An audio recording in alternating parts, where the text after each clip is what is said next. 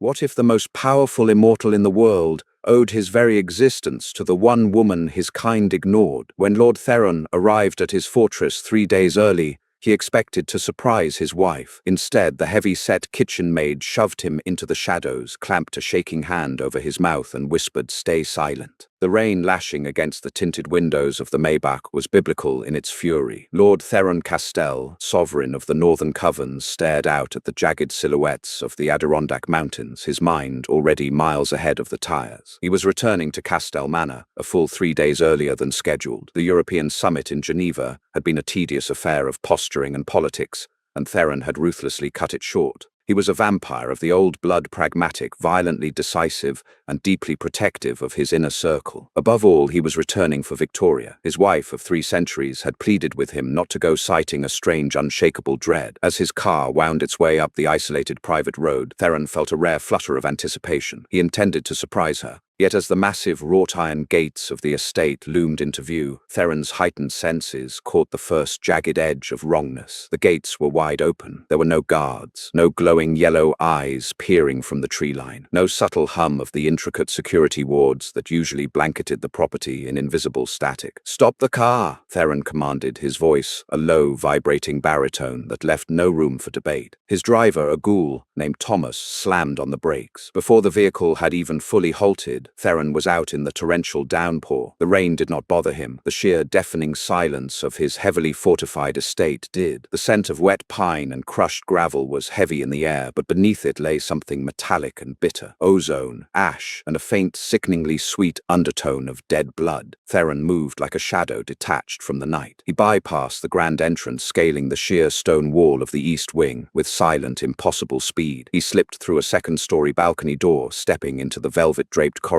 of his home. The interior was plunged into darkness. The grand chandeliers were extinguished. The usual hum of the estate, the murmurs of the immortal court, the clinking of crystal, the rhythmic heartbeats of the human staff was entirely absent. The silence was absolute, heavy and suffocating. He walked down the corridor, his footsteps making no sound on the imported Persian rugs. He reached out with his senses, pushing his hearing past the roar of the rain outside. Thump, thump, thump. A heartbeat, fast, erratic, terrified. It was coming from the grand staircase landing. Theron's eyes adjusted to the pitch blackness, the world turning into sharp shades of silver and grey. He coiled his muscles, ready to tear the throat from whatever intruder had breached his home. He descended the stairs, a predator stalking its prey. As he turned the corner into the servants' corridor, a large figure lunged from the shadows. Theron reacted instantly, his hand shooting out to wrap around the assailant's throat, ready to snap it, but he stopped. The flesh beneath his fingers was soft, warm, and entirely human. It was Olivia. Olivia Collins was the estate's head kitchen maid. She was an undeniably fat woman, carrying significant weight that made her steps heavy and her breathing often labored. In a manor filled with slender, ethereally beautiful immortals, Olivia was an anomaly. She was fiercely overweight, her plain grey uniform always straining at the seams, her face perpetually flushed from the heat of the massive industrial ovens. Theron's elite guards often mocked her behind her back,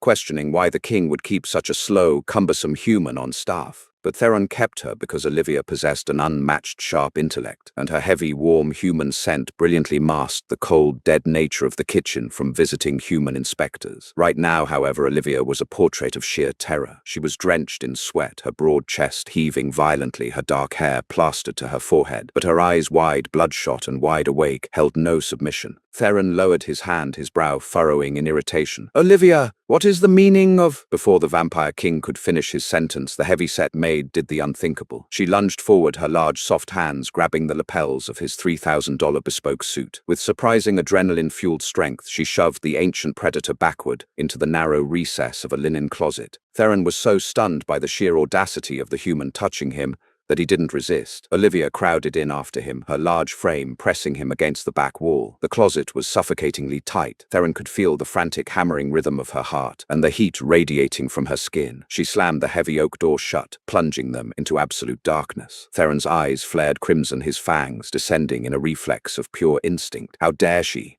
But Olivia reached up, ignoring the lethal fangs inches from her hand, and clamped her thick, trembling palm squarely over the Vampire King's mouth. Her face was inches from his. He could see the absolute paralyzing horror in her eyes. She leaned in her warm breath, ghosting over his cold ear, and whispered, "Stay silent." Theron froze. The command wasn't a threat, it was a desperate plea.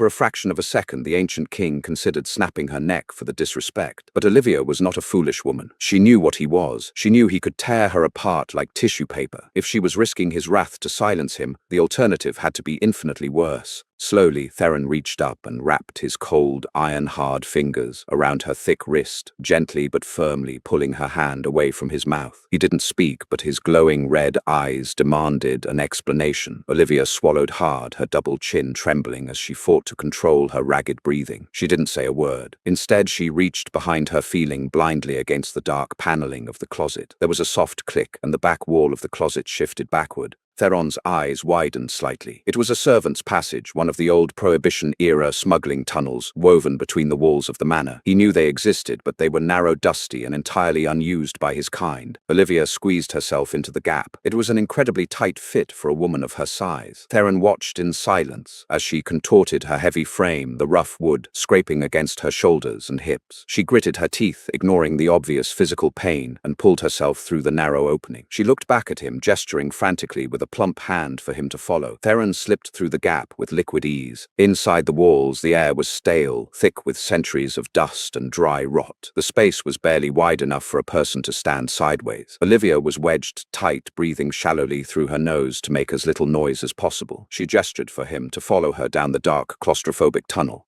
They moved in agonizing silence. Theron was fascinated by the sheer willpower emanating from the fat maid. Her body was clearly not meant for this cramped, grueling traversal, yet she moved with a desperate, terrifying purpose. Sweat poured down the back of her neck, her heavy breathing suppressed into barely audible wheezes. After what felt like an eternity, she stopped. They were positioned behind the grand drawing room. Olivia carefully pushed aside a small, loose wooden knothole. A tiny beam of warm, golden light pierced the darkness of the tunnel. She stepped back, pressing her large back against the opposite wall of the tight space, and pointed to the peephole. Theron leaned in and looked through. The grand drawing room was fully illuminated by the roaring fireplace. Standing by the marble mantel was his wife Victoria. She looked breathtaking as always, dressed in a flowing emerald gown, her blonde hair falling in perfect waves. But she was not alone. Sitting in Theron's leather armchair was a man. He was a human in his late 50s, wearing a sharp charcoal suit. Theron recognized him instantly. Arthur Pendleton. Arthur was the head of the Pendleton Group, a powerful, heavily militarized human faction that specialized in acquiring supernatural artifacts and hunting rogue vampires. They were the sworn enemies of the Castel Coven. Theron had spent the last 50 years systematically dismantling Arthur's organization. What in hell was Arthur Pendleton doing, sitting in his private study, drinking his scotch? Theron's hands curled into fists, his claws biting into his own palms. He prepared to smash through the wall and slaughter them both. But Olivia, sensing his shift in energy, grabbed his arm. Her grip was surprisingly strong. She shook her head violently, her eyes wide with a frantic, "Listen!" Theron forced his bloodlust down and focused his hearing on the room beyond. The shipment from Geneva arrived on time, Arthur was asking, swirling the amber liquid in his glass. "It did," Victoria replied, her voice the voice Theron had loved for 3 centuries, sounding entirely devoid of emotion. "Theron is tied up with the council. He won't return until Sunday. That gives us 4 days. And the estate—" "Neutralized," Victoria stated coldly. "I released the synthetic sunlight gas into the lower barracks at noon. The entire elite guard was incinerated in their sleep. There isn't a speck of ash left. The human staff were dismissed early for a holiday."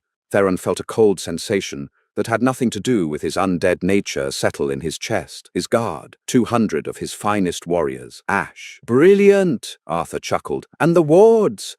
"Dismantled." Victoria turned to face the fire, the flames reflecting in her cold, ancient eyes. "But we must work quickly, Arthur. Theron is paranoid. If he even senses a shift in the air, he will come back. And if he walks through those front doors before the silver nitrate grid is fully armed beneath the floorboards, he will slaughter us all." A silver nitrate grid. Theron's eyes widened. That was why Olivia had stopped him. If he had taken 5 more steps into the grand foyer, he would have stepped onto the pressure plates. A silver nitrate explosion would turn even an ancient vampire king into a smoking crater of melted flesh. The trap had been set perfectly. "The grid will be live in 10 minutes, Arthur assured her, checking a gold pocket watch. "Then all we have to do is wait. When your husband returns, he will be reduced to a puddle. And as agreed, the Castel territories will be split. The Pendleton Group takes the northern ports, and you, my dear Victoria, take the throne as the sole queen of the Covens." Victoria smiled. It was a vicious, ugly expression that Theron had never seen on her face. A small price to pay to be rid of him. He was becoming too soft, Arthur, obsessed with coexisting with the humans. He actually believed peace was sustainable. Speaking of humans, Arthur said, his tone shifting to something darker. Are you absolutely certain there are no loose ends? The fat maid,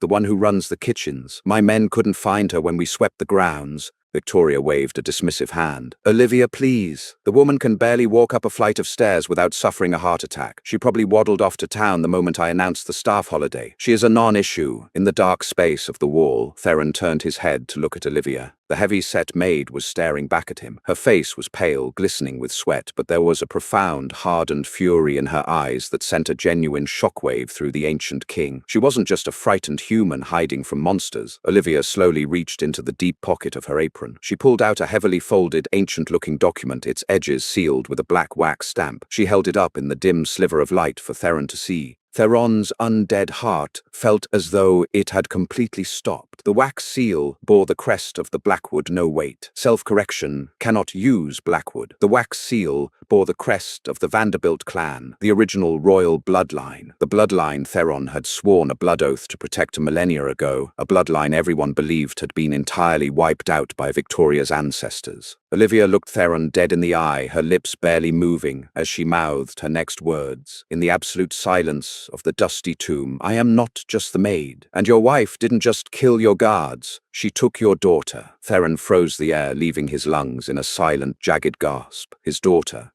had died in childbirth 300 years ago. Victoria had shown him the tiny, lifeless body. He had buried her himself beneath the willow tree in the courtyard. Olivia saw the confusion and agonizing realization hit the king. She nodded slowly, a tear finally breaking free and tracking down her plump, dirt-smudged cheek. She tapped the Vanderbilt crest and then mouthed, "The grave is empty, Theron. It always has been." The absolute darkness of the wall cavity felt less like a hiding place and more like a tomb. For a man who had walked the earth for centuries, slaughtering armies and bringing entire supernatural bloodlines to their knees, Lord Theron Castell was entirely paralyzed. The Vanderbilt crest, stamped into the old parchment in Olivia's heavy hand, seemed to burn with an impossible, blinding light in the dimness. His daughter, alive. 300 years ago, Victoria had wept in his arms. She had shown him the blood-soaked linens, the tiny, motionless form wrapped tightly in burial shrouds. She had sworn the fever took the child. Theron, blinded by grief and trusting his wife implicitly, had never questioned it. He had buried the tiny coffin with his own hands beneath the weeping willow in the central courtyard. A low, guttural snarl began to vibrate in Theron's chest, a sound so primal and monstrous that the wooden beams around them seemed to tremble. His eyes flared a brilliant, horrifying crimson. The rage of a betrayed king threatened to shatter his control completely. He was going to burst through the plaster wall. He was going to tear Arthur Pendleton's head from his shoulders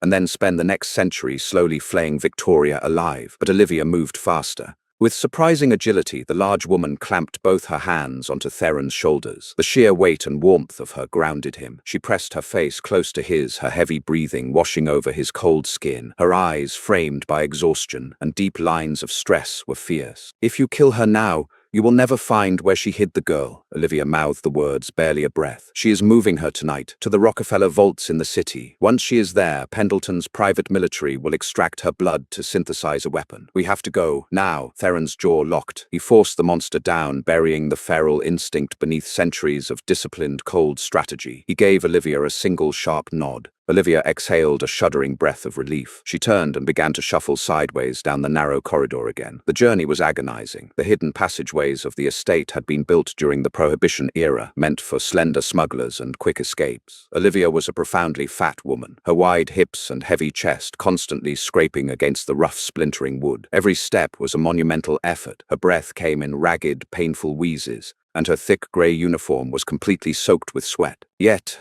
she never stopped. Theron walked silently behind her, utterly mesmerized by the sheer unyielding force of human will. His elite guards, the ones now reduced to ash, had spent years mocking this woman. They had called her slow, lazy, a waste of space. But in the dark, bleeding from splinters and gasping for air, Olivia was proving to be the most formidable creature Theron had ever encountered. "How long?" Theron whispered, his voice a vibration that only her ears could catch. "How long have you known?" Since I was hired 30 years ago, Olivia whispered back, pausing to wipe a thick layer of grime and sweat from her forehead. I am a Vanderbilt loyalist, the last of my human family. When the royal line fell, my grandfather swore to track down the stolen heir. Victoria didn't kill your daughter, Theron. She needed her. Your daughter carries the pure blood. Victoria has been keeping her in a magically induced coma, bleeding her slowly every decade to artificially extend her own youth and power. She kept her in the old salt crypts beneath the wine cellar. Theron's cold heart felt as though it were cracking open. 300 years. 300 years his child had been locked in the dark, treated as nothing more than a battery for his treacherous wife. The stairs to the crypt are just ahead, Olivia panted, her voice trembling as her stamina began to fail her. But there is a secondary ward, a blood lock. Only Victoria can open it. Or me, Theron said softly, his voice echoing with the promise of catastrophic violence. They reached the end of the tunnel. Olivia pressed her heavy shoulder against a concealed panel, pushing with all her remaining might. The panel groaned, resisting, until Theron reached past her, his pale hand resting gently over her plump one, and shoved the stone door open with zero effort. They stepped out into the crushing chill of the subterranean wine cellar. The smell of aged oak and fermented grapes was entirely overpowered by the metallic tang of old dried blood. Suddenly, a massive concussive thud shook the foundations of the manor. Dust rained down from the stone ceiling. Above them, in the grand foyer, the silver nitrate grid had fully armed. The trap was set. They think I'm dead, Theron murmured, staring up at the ceiling. Or that I will be soon. Let them think it, Olivia gasped, clutching her chest as she leaned heavily against a wine rack. Her face had gone dangerously pale, her heart hammering so hard Theron could hear the valves straining. The entrance to the crypt, behind the vintage casks. Theron looked at her. Her legs were shaking beneath her heavy frame. She had pushed her body far past its limits to save him. Without a word, the Vampire King stepped forward and scooped the large, exhausted woman into his arms. Olivia gasped in shock, her weight suddenly lifted, as if she were made of feathers. My lord, put me down. I am too heavy. You are the shield of my bloodline, Olivia, Theron said, his voice ringing with absolute unwavering respect. You will not walk another step in this damp hell. Carrying her with effortless grace, Theron moved to the back of the cellar. He found the false wall behind the massive oak casks. A heavy steel door stood embedded in the stone, its center adorned with a glowing, intricate sigil of dark magic, a bloodlock. Theron didn't even pause to inspect it. He pulled back his right fist, channeling centuries of raw kinetic power, and slammed it directly into the center of the steel. The sound was like a cannon going off underground. The steel warped the magical sigil, shattering into a shower of blue sparks. Theron kicked the mangled door off its hinges, sending it flying into the darkness below. He set Olivia down gently at the top of the stone stairs. Stay here. Shield your eyes. He didn't wait for her reply. He descended into the abyss. The salt crypt was a massive circular cavern carved directly into the bedrock beneath the mountains. The air was freezing thick with the scent of ozone and dark magic. In the center of the room, illuminated by the harsh, unnatural glare of industrial halogen work lights, stood a surgical table. Bound to it by heavy silver chains was a young woman. Her skin was as pale as porcelain, her hair a cascade of raven black, exactly like Theron's. She was emaciated, her veins glowing faintly through her translucent skin. Tubes were hooked into her arms, feeding her blood into large pressurized glass vats. Standing over her, directing 3 heavily armed human mercenaries, was Victoria. Arthur Pendleton stood off to the side, smoking a cigar and watching the extraction process with greedy eyes. Careful with the IV lines, Victoria snapped, adjusting her emerald gown. Her blood pressure is dropping. I want her stable for the transport to the Rockefeller facility. If she dies before I can complete the final siphon, the entire deal is off Arthur. Relax, Victoria, Arthur chuckled. My medical team is the best in the— You have 5 seconds to make peace with whatever god you pray to. The voice echoed from the shadows of the stairwell, cold, hollow, and utterly devoid of mercy. Victoria froze. The color instantly drained from her beautiful face. The glass vial in her hand slipped from her fingers, shattering on the stone floor. Arthur spun around, dropping his cigar. Kill him, fire. The 3 mercenaries raised their assault rifles, the barrels equipped with ultraviolet armor-piercing rounds, but they were aiming at a ghost. Theron moved faster than human perception. He wasn't a blur. He simply ceased to be in one place and appeared in another. He materialized behind the first mercenary, driving his hand straight through the man's tactical vest, crushing his spine, in a single brutal motion. The second mercenary managed to pull the trigger, the bullets ricocheting harmlessly off the stone ceiling, as Theron severed his hands at the wrists with his bare claws before tearing his throat out. The third mercenary turned to run. Theron caught him by the back of the head and slammed his face into the solid stone wall with enough force to cave in the skull instantly. In less than 3 seconds, the room was silent again, save for the dripping of blood. Arthur Pendleton backed away, his face pale with absolute terror, fumbling for the silver-plated revolver in his shoulder holster. Theron didn't even look at him. He simply flicked his wrist. A jagged piece of the shattered steel door which he had carried down with him shot through the air like a missile. It impaled Arthur squarely in the chest, pinning the billionaire to the far wall. Arthur gasped a wet, rattling sound before his head slumped forward, dead. Finally, Theron turned his gaze to his wife. Victoria was trembling, her back pressed against the surgical table where her captive lay. The mask of the cold, calculating queen had vanished, replaced by the pathetic, sniveling terror of a cornered animal. "Theron, please," she whispered, tears streaming down her flawless cheeks. "I had to. The power. The council was weak." Theron walked toward her slowly. The halogen lights cast deep demonic shadows across his face. He looked at the surgical table. The young woman lying there, his daughter Genevieve, was barely conscious, but her dark eyes fluttered open. She looked at him, and for the first time in 3 centuries, Theron felt his undead heart shatter with a profound, agonizing love. He turned back to Victoria. "You told me she died." "I was protecting our legacy," Victoria screamed, a desperate, pathetic lie. "She was too powerful. The other covens would have hunted her. You harvested her," Theron said, his voice dropping to a terrifying, deadly calm. "You stripped my home of its protectors. You brought human filth into my sanctuary, and you tried to burn me to ash. Theron, I am your wife," she sobbed, falling to her knees. Theron stood over her. He felt no love, no grief, only the absolute icy clarity of an executioner. "No," Theron said softly, "you are nothing." He reached down his hand, wrapping around her throat. He didn't use a weapon. He didn't use magic. He used the raw, unstoppable strength of his ancient blood. With a single horrific twist, the sound of snapping bone echoed loudly in the crypt. Victoria Castell, the traitor queen, fell lifeless to the floor. Theron stood in silence for a moment, the blood of his enemies soaking into his tailored suit. Then he immediately turned to the surgical table. With immense care, he shattered the silver chains binding the girl. He gently ripped the IV needles from her arms, pressing his thumbs over the punctures to stop the bleeding. He gathered Genevieve into his arms, pulling her frail, freezing body against his chest. She was so light, so fragile. "I have you," he whispered, burying his face in her dark hair, a tear finally escaping his crimson eyes. "I am so sorry. I have you now." Genevieve weakly rested her head against his shoulder. "Father," Theron carried her up the stairs, leaving the carnage and the corpses behind to rot in the dark. When he reached the top of the cellar, Olivia was waiting. She had managed to catch her breath, though she still leaned heavily against the stone wall. Her uniform was ruined, her hair a mess, and her face streaked with dirt and sweat. She looked entirely out of place in a world of immortal kings and beautiful monsters. But as Theron walked toward her, holding the saved royal heir, he didn't see a fat kitchen maid. He saw a titan. He saw the savior of his entire existence.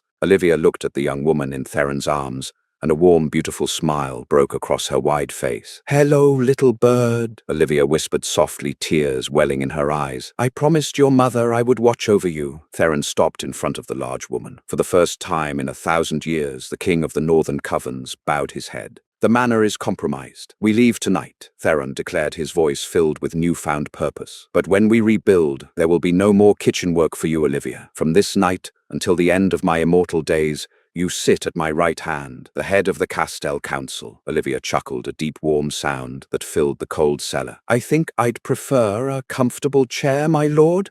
My feet are killing me."